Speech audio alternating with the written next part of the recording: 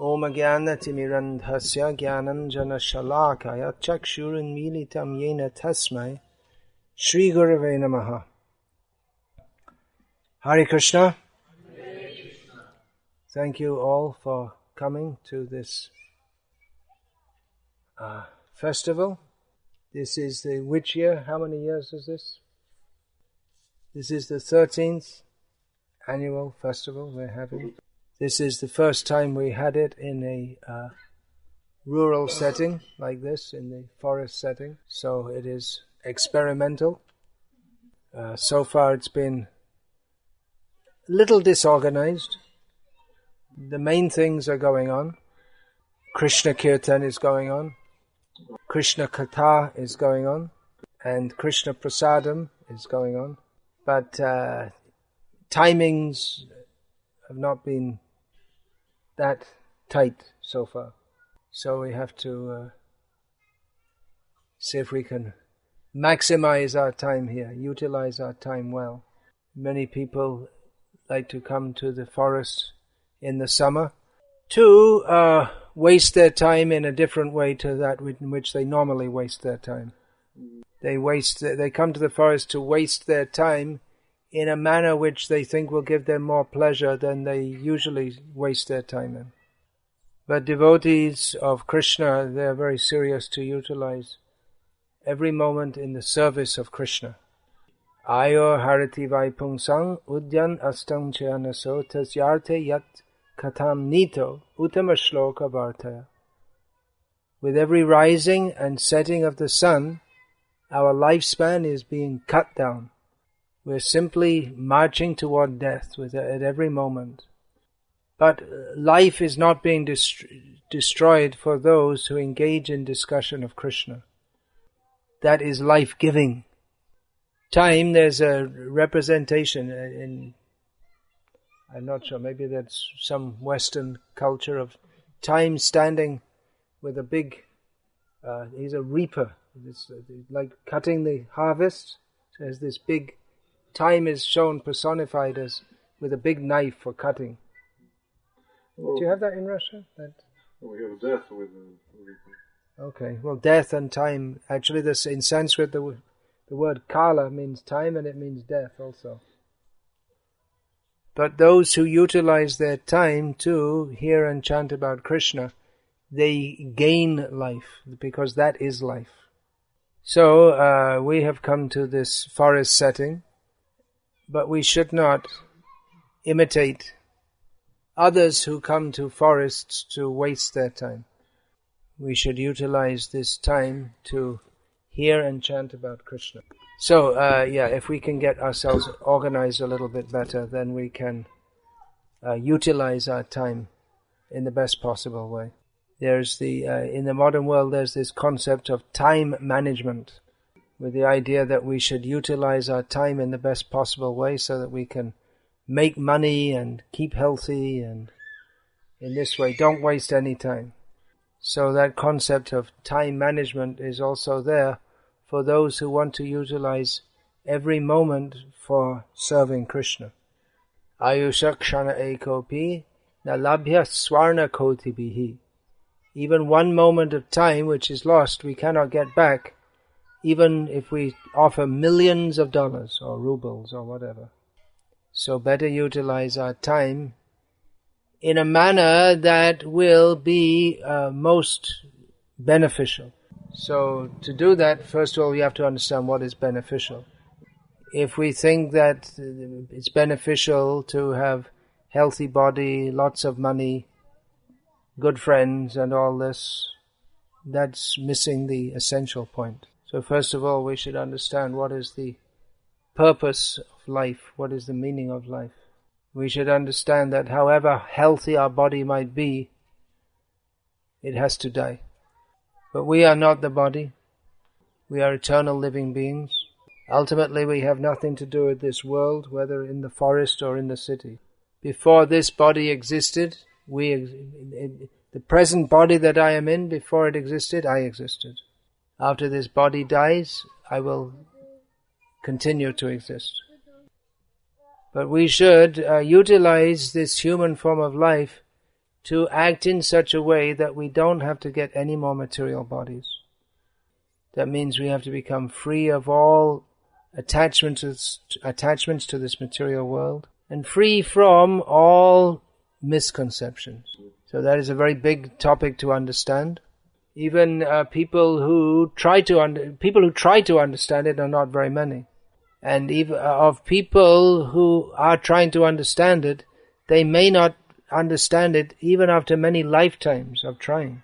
Fortunately, if we take advice from Krishna in Bhagavad Gita, we can immediately come to the perfectional stage of understanding. Bahunam janmanamante jnanavan mang prapadyate vasudeva sarvamiti samahatma sudurlabhaha. After many births of trying to understand what is the ultimate meaning of existence, someone might come to the proper understanding. That understanding is that Krishna is the Supreme Personality of Godhead. We are all servants of Krishna. We are meant for His pleasure. Our existence is defined by Krishna, in terms of Krishna. So by forgetting Krishna, we are suffering in this material world. So having come here, be happy. Sing, dance, sing the names of Krishna. But let us not be happy on the mundane platform of enjoying some forest scenery.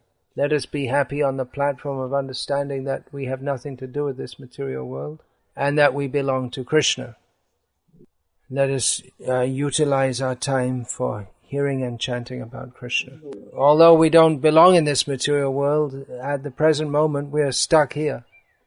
And just to maintain our existence here takes up, for most people, it takes up most of their time and energy, especially in the modern age. In the name of progress and advancement, we have to work so hard. We have many facilities which people didn't previously have, such as motor cars, electric fans, washing machines, gas in your kitchen, so you don't have to go and chop wood, electric lights. So we have many facilities to make life comfortable, but we have to work hard all day and night to pay the bills for all of this. So people are working, in the modern age, people are working very hard and just to maintain our existence.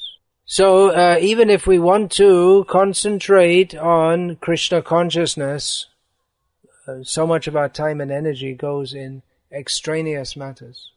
So here at this camp, at least for these few days, we want to create an atmosphere in which we can intensely hear and chant about Krishna, so that we can become clearly focused on the purpose of life, which is to love Krishna and carry that intense Krishna consciousness with us as we go back into our various activities in this miserable world. Now, it helps to create that atmosphere of Krishna consciousness. There are certain factors which help us to create that atmosphere. So for that purpose, I request those who are already practicing devotees in Krishna consciousness to wear Vaishnava dress and to have tilak marking visible. If you don't have these things, well, Deepta Murti has his shop there, you can get from him. We want to identify ourselves as servants of Krishna. So although you can serve Krishna in any kind of dress, but we prefer to wear the kind of dress that we would always wear in the presence of Srila Prabhupada. As Srila Prabhupada noted in one purport also, we have very limited hairstyles. There's one hairstyle for men and one for women. So, various esoteric, avant-garde kinds of hairstyles are not that much encouraged by myself. Let's keep it to the way that Srila Prabhupada preferred. It may be that various people in the world, they have their preferences. But I found in the person of Srila Prabhupada someone or a person whose understanding and taste was far superior to everyone in this world. And that it is far more important for me to satisfy Srila Prabhupada than to satisfy everyone else in the world. So therefore we try to do things in a manner which we know are pleasing to Srila Prabhupada. According to the understanding, yasya prasadad bhagavat prasado yasya prasada nagati katopi, that if we satisfy the pure devotee of Krishna, that we get the mercy of Krishna. And that if he is displeased, then we have no possibility of pleasing Krishna. Some of you who are here this morning, you may have noticed that there was a picture of Radha and Krishna, which was displayed next to the picture of the Panchatattva at the back here. And I asked for that to be removed. And you may wonder why I asked that to be removed, when we've come here for a festival to glorify Krishna. And it's a very beautiful picture of Radha and Krishna. Now, the reason I asked for it to be removed is that actually this painting was painted after the disappearance of Srila Prabhupada.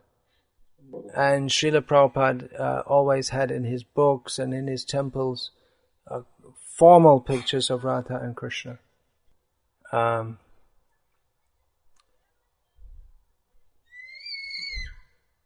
One reason for that is, well, the main reason is that showing very intimate gestures is liable to be misunderstood.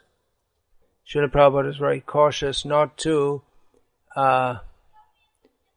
encourage his disciples to hear about or talk about very much about the intimate pastimes between Radha and Krishna.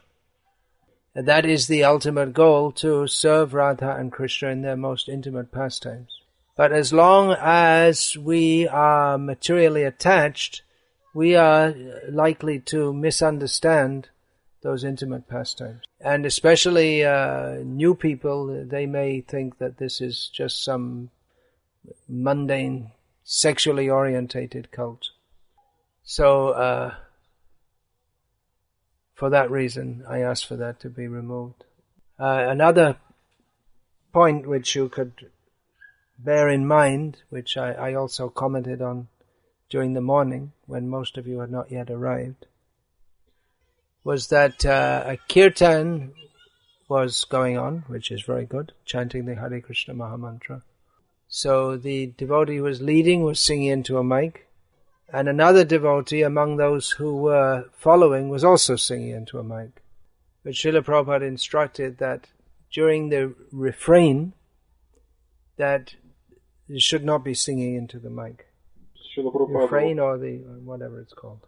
You understand what I'm trying to say? We can understand why that is so, because if one out of all the others who are following sings into the mic, then all the others, they know it just sounds like a kirtan of two people, and then you can't.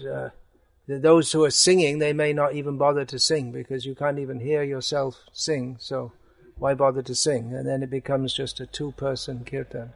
I actually saw in Mayapur in the Gaur Purnima festival, there were about several hundred devotees present, but this two-mic system was there. And very loud. So devotees were sitting down. There was the Abhishek of Chaitanya Mahaprabhu was going on. I looked and I saw that two people were singing. No one else was singing. Because even if you did sing, you couldn't hear yourself sing. And you couldn't be sure also who was leading the kirtan. So that's another instruction from Srila Prabhupada. And that should be taken seriously. You may think, well, these are just all little details. But by learning the details, we can learn how best to serve Krishna. These very important point, this point to be understood, which is the very crux of Krishna consciousness. well, the basis, you could say. The vital point.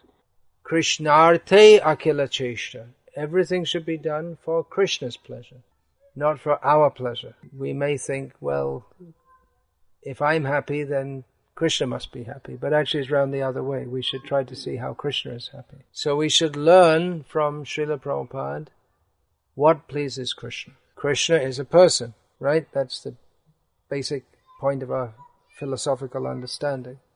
Krishna is not just some amorphous mass, some undefined all. Krishna is the supreme personality of Godhead, and he's the greatest aesthete. So he likes things done properly. So he's very merciful, no doubt. And he appreciates all sincere endeavors to serve him, even by persons who are not very expert in serving him. But sincere means that we should try to understand what Krishna wants and act in that way. Act in that way. So everyone please come, chant Hare Krishna, dance, take prasadam and be happy. This is not the International Society for Rules and Regulations. But at the same time, those who seriously want to please Krishna will try to understand how to please Krishna and try to serve him in the best possible way down to the details. So, speaking about pleasing Krishna, yes, we should please Krishna by pleasing. For us, that means pleasing Srila Prabhupada. Those two principles are not different principles, because Srila Prabhupada didn't teach us how we should please him, but he taught us how we can please Krishna. He becomes pleased when he sees that we're trying very seriously to please Krishna. Srila Prabhupada, the whole meaning of his life was to give Krishna to others. He did that literally day and night. During the day, he spoke formally and informally about Krishna. All day he would speak about Krishna. And at night he would dictate for his books. And he would speak about Krishna in terms of the philosophy of Bhagavad Gita and Srimad Bhagavatam. He spoke about Krishna at the level that the people of this world require to understand. He spoke much about the miseries of this material world. He spoke on many apparently mundane subjects, such as the cheating of governments, the cheating of the educational system, the foolishness of the endeavor to be happy in this material world, the errors of various prominent so-called scientific theories, the errors of various social theories, such as democracy, communism, feminism, for instance. But Srila Prabhupada, he spoke on all these subjects in the light of the knowledge of Bhagavad Gita, to give guidance to human society, how we can live in this world in a manner that is conducive for developing Krishna consciousness. So Srila Prabhupada gave us himself, particularly in the form of his books. So often devotees ask us who had at least personal vision of Srila Prabhupada, they ask us, what was it like to be with Prabhupada, and what did he say, and what did he do, and all these questions. But Srila Prabhupada said, if you want to know me, read my books. So I'm always encouraging you, please read Srila Prabhupada's books. Nowadays there are many books available. It is good and it is proper, it is kirtan, that more and more books about Krishna and Krishna consciousness be produced.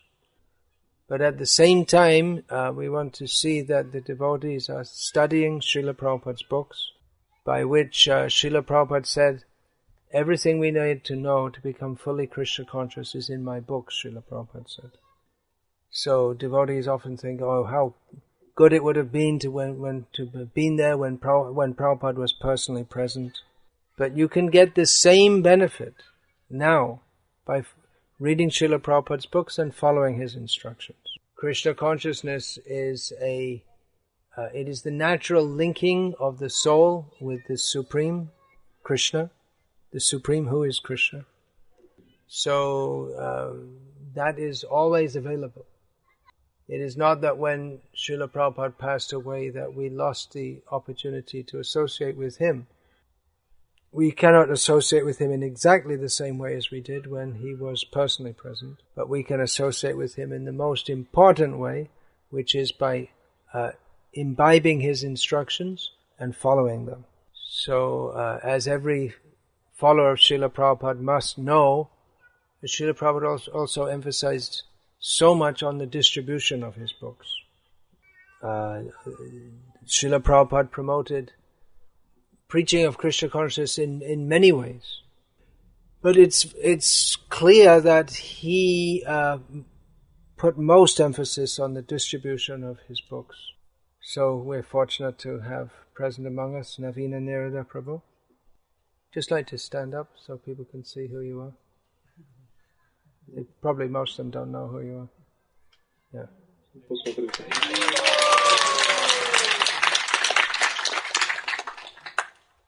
Who has personally distributed, I don't know how many. Do you know how many? Hundreds of thousands of Srila Prabhupada's books. Literally. And served for 8 years as the GBC's Minister of Book Distribution. And in that capacity traveled all over the world, inspiring and training devotees in book distribution. There was one devotee who was a leading book distributor. His GBC member recommended him for sannyas to Srila Prabhupada. This is in the 1970s. And Srila Prabhupada said, Srila Prabhupada replied in a letter that there's no need for him to take sannyas because he's doing more important service than any sannyasi by personally distributing so many books and training others in doing so. So that's a very important statement, isn't it? We see how seriously how much importance Srila Prabhupada put on book distribution. Of course, the etiquette is there to give importance to sannyasis. That should be maintained. If those who are engaged in book distribution start to think, well, I'm better because I'm doing so, then they miss the whole point of doing so. But at the same time, as followers of Srila Prabhupada, we must keep alive this mood must keep prominent this understanding of how much Srila Prabhupada personally invested in his books, so much of his time and his energy, and how much he wanted them distributed. So please take advantage of Navina Nirada Prabhu's presence here. He may not speak only on book distribution, but he will be speaking on distribution. So please attend his lectures. And understand that this book distribution, it's not just meant for a few people. And it's not just meant for 1 month a year. It's meant for all devotees can and should take part in this as far as possible. So I know many devotees want to see me also personally. I try to meet everyone during my visit, all my disciples each year, at least this once. So how are we going to manage that? Tomorrow morning there's a multiple marriage ceremony going on. Maybe I should meet devotees during that time. Maybe especially the brahmacharis who want to meet me, I could meet them at that time. Or others also. Anyway, I'll come over here during that time, and then anyone who wants can. And I'll just try to. I'll be here and be available, and please come. Especially those who are going to come and see me are requested to wear Vaishnava dress. It's not so appropriate to come before your spiritual master in jeans and all this kind of thing. Yeah, so tomorrow is a marriage festival, or whatever it's a marriage ceremony. Traditionally, the marriage comes first and the babies come afterwards, but in the modern age, it's often round the other way. But it is marriage is a religious function. As Srila Prabhupada noted, there's no marriage festival for dogs and cats. It means a union of man and woman with sacred vows. The very understanding of having a marriage ceremony is a religious ceremony, which means that it's understood that this union between man and wife is not simply for sensual or economic or social purposes.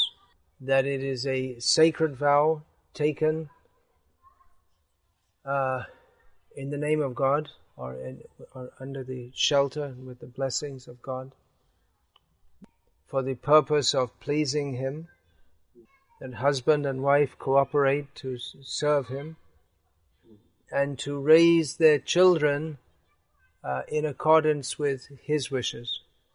So in the modern age, I don't know about in this country, but in England, where this particular body was born,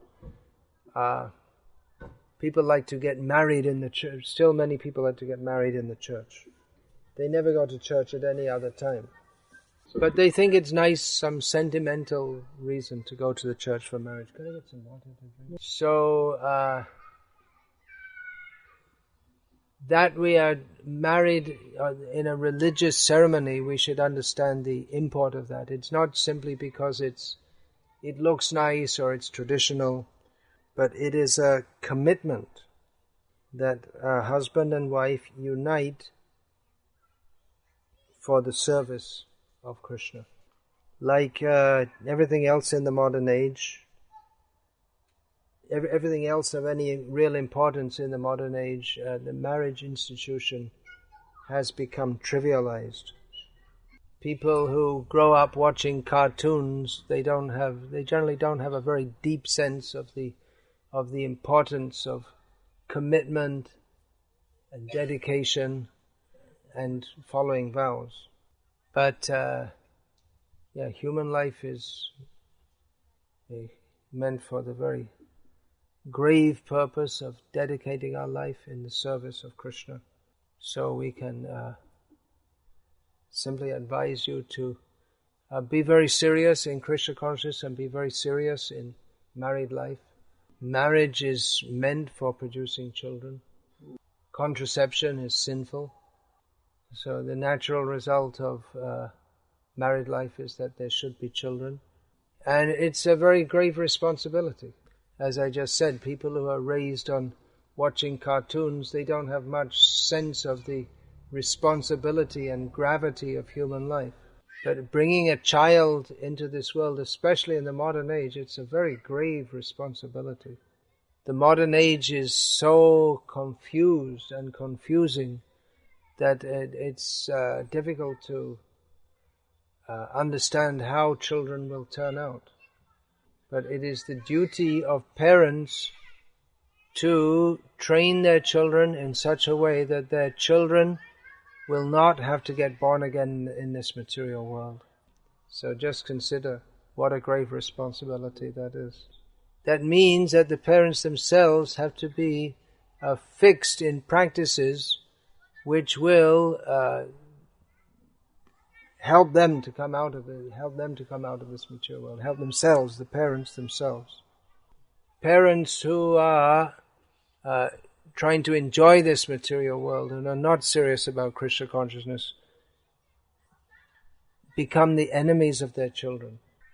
In the modern age, almost all the parents are the enemies of their children. If one does what is generally expected of a parent, then you become the enemy of your children.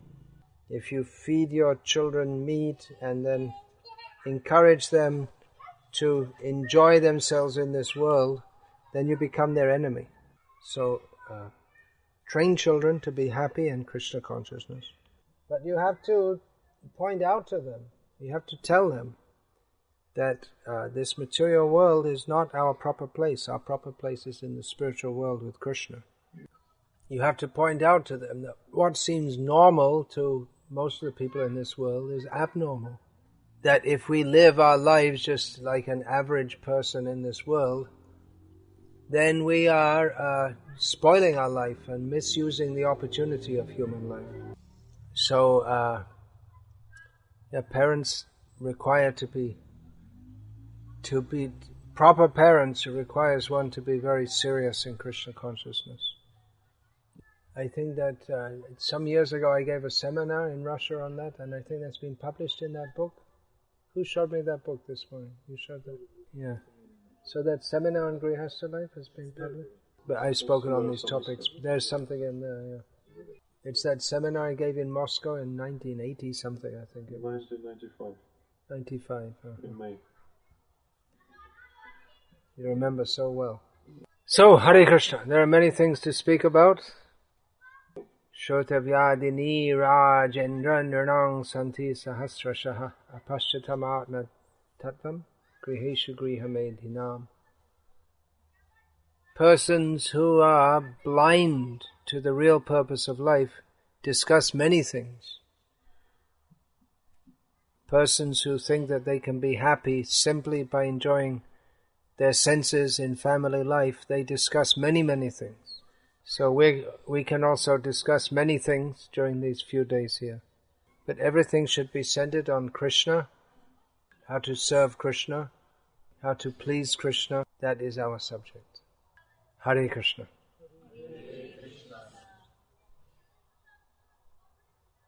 Any questions? Yeah, there's a question. There are different situations in our life. How can we understand that it's a sign from Krishna, that Krishna wants us and He gives His sign to us, that it's not our mind that is pushing us to do something, but that it's a sign from Krishna? How can we understand it? Did everyone... Yeah. I'll say it loud in Russian. Say it again. Yeah. Therefore we have to see through the eye of Shastra. Shastra Chakshuhu. If otherwise we see through the bewilderment of our own misdirected material desires. So please study Shastra, hear the message of Shastra, and chant Hare Krishna. Take guidance from devotees who are competent to give guidance in accordance with the teachings of Shastra. And if we are thus sincere, Krishna will guide us in the way that is proper for our advancement. Tesham satata yuktanam bhajatang priti purvakam dadami buddhi yogam tam yena mamupayanti te. Krishna says that for those who are constantly engaged in serving me, priti purvakam, making love of me their goal of life. Priti purvakam means to put priti, love, first. So we may have so many other things, so many other obligations, but our Krishna consciousness comes first. For such devotee, Krishna says, I give them the intelligence to them by which they can come to me. But if we have any other agenda or any other motive than to please Krishna, then Krishna will give us intelligence in another way. My diary and pen. So we should be sincere and knowledgeable. We should be sincere to serve Krishna. Pen, and knowledgeable about what Krishna wants us to do. Yeah, anything else? Можно так сказать? Is there a person living nowadays who can talk to Krishna or has the same connection with Krishna as Srila Prabhupada? Is there such a person living nowadays? Did everyone hear the question? Do you want to repeat it? Well, there's no one exactly the same as Prabhupada. because everyone has their own individual. Everyone's an individual person. Just a second. But is anyone in the world today on the same level as Prabhupada? This is basically the question. Maybe not. Such devotees are not very common. You don't find Maha Bhagavats loitering on every street corner. But on the other hand, we can get the same benefit as if Srila Prabhupada was present. You may say, well,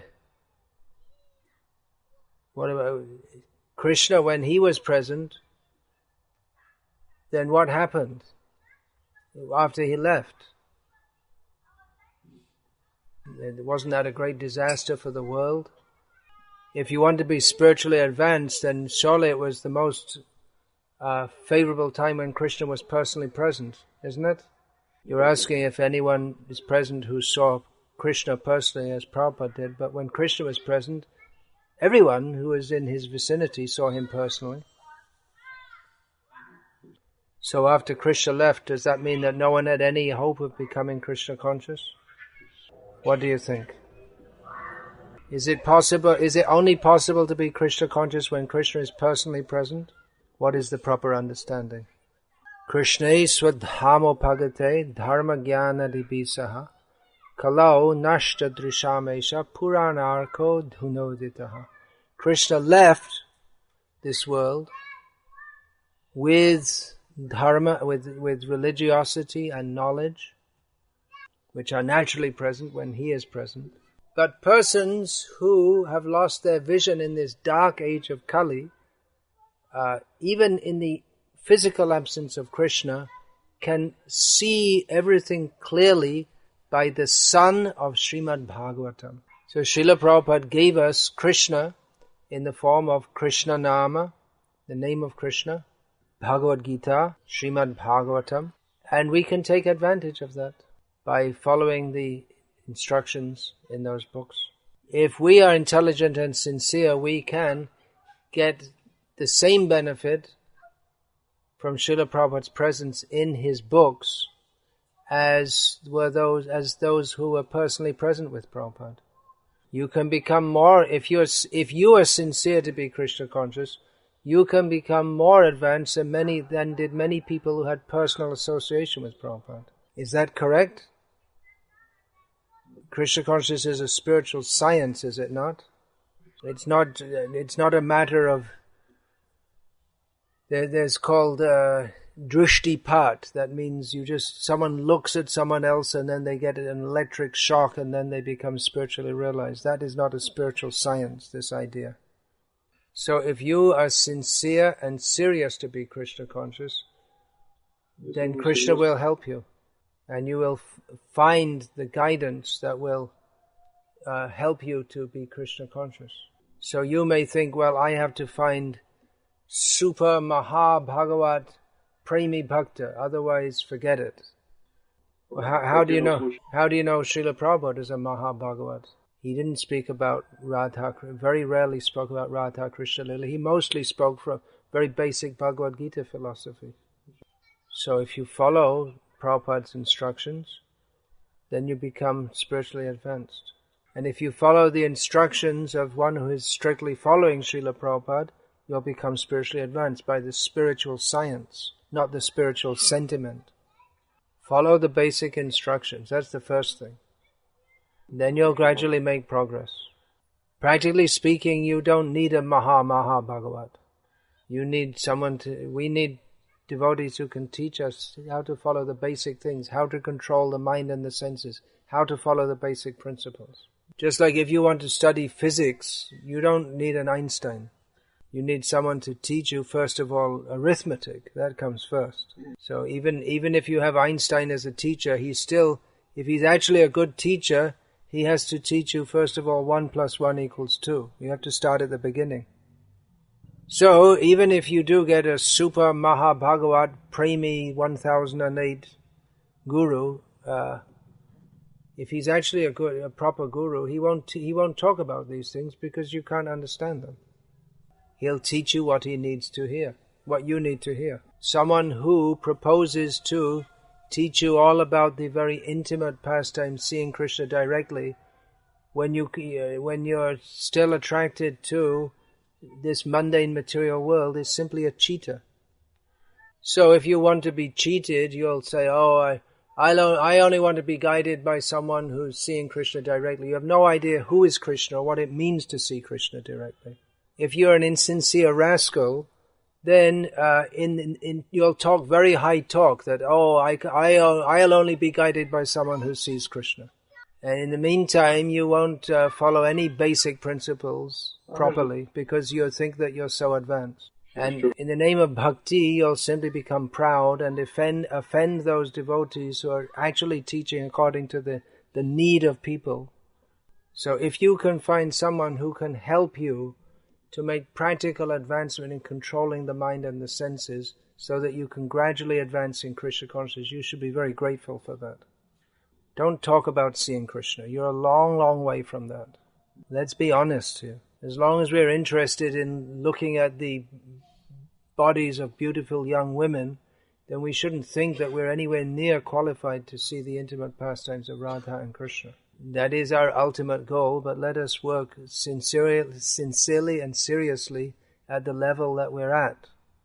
If I was to come every year to Russia and talk about the pastimes of Radha and Krishna, undoubtedly there would be many, many more people coming to hear me. But I don't see the point in that when devotees, so many of them, they can't even follow even though they take initiation vows, they don't even stick to them. And we find so many, even they're initiated and they still watch TV and listen to kami music. So if any of you are actually qualified to hear about the intimate pastimes of Radha and Krishna, well, I congratulate you, but you're already very fortunate. But I'm busy here at the basement level. Yeah.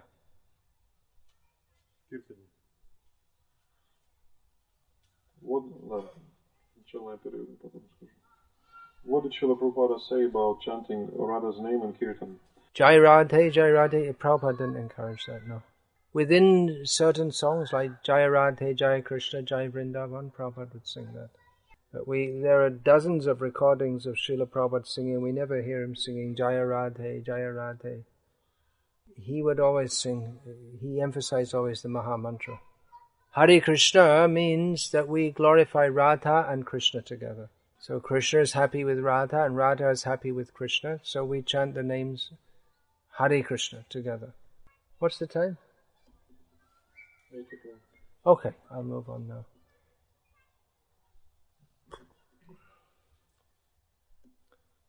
All right, Hare Krishna. All glories to Srila Prabhupada. Yeah, there may be so many questions, but I'm going to move on now. You will distribute prasad, or Shall I distribute prasad? It's a bit difficult for me, actually. So, I better tell you about this so I don't have to tell all of you individually. What happened? What happened? I will explain that. I will not accept any more questions. They can give it to him tomorrow. Yeah. Devotees, some of them joked, was I punching out Mayavadis? Or verbally we should punch them out, not physically. How this happened? Well, I slipped and fell over. Nothing exciting at all. And fractured a bone somewhere in there. Thank you for your concern. There's no pain, but I have to keep the cast on for some more time. It's inconvenient, but not painful. The ultimate cause is forgetfulness of Krishna. Nothing happens without a cause. I must have done something. I did many things to deserve much worse things than this. So this can be understood as the reaction to something that I shouldn't have done. And we can expect that we all have to suffer much worse things than this. On the day that it happened, it was so painful I couldn't sleep all night, so I had to suffer some pain. But we all have to suffer. Material world means the world of suffering. But if we take knowledge from Bhagavad Gita, we become detached from that and understand that I'm not this body. The pain is real. It's not that it doesn't exist, but we understand that this is ultimately nothing. I am not this body. This pain has ultimately no connection with me. And that is a lesson from Krishna, not to be attached to this body. So, pain is normal in this material world. And happiness in love of Krishna is normal. In this material world, we're in an abnormal position. So let us all dedicate ourselves fully in the service of Krishna and come out of this miserable material world and go to Krishna to live eternally with Krishna. There are no hospitals in Krishna Loka. No need for hospitals. No schools, no factories, no slaughterhouses, no bars. Pure happiness with Krishna and no fractured bones. So Hare Krishna. Please distribute prasadam.